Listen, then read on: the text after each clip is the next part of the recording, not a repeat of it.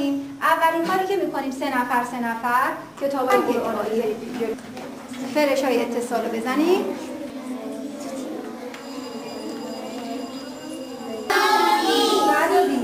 هفته دوم اردیبهشت. بسم الله الرحمن الرحیم.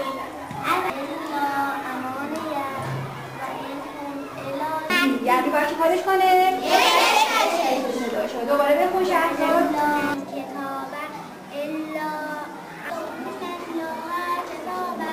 دوباره النار الا ایاما والذین هرکی برای خودش بخونه.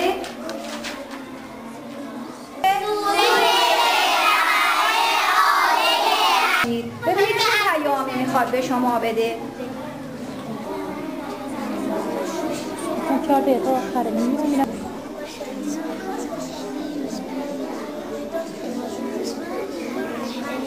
آماده ای؟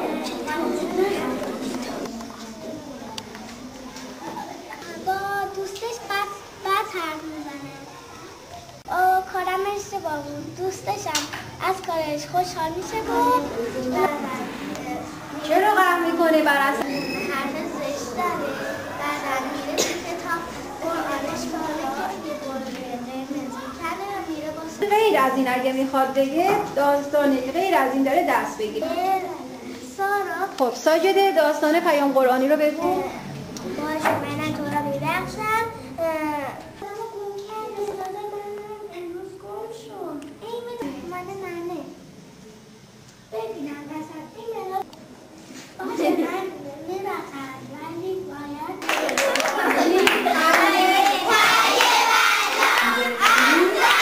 مادران همه میگفتن قرآن برای خوندن ندارن.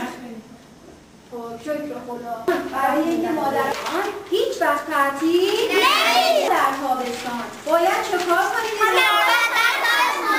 امروز جشن قرآن داریم و از زحمت کشیدن مادرها شیوه نه ماشین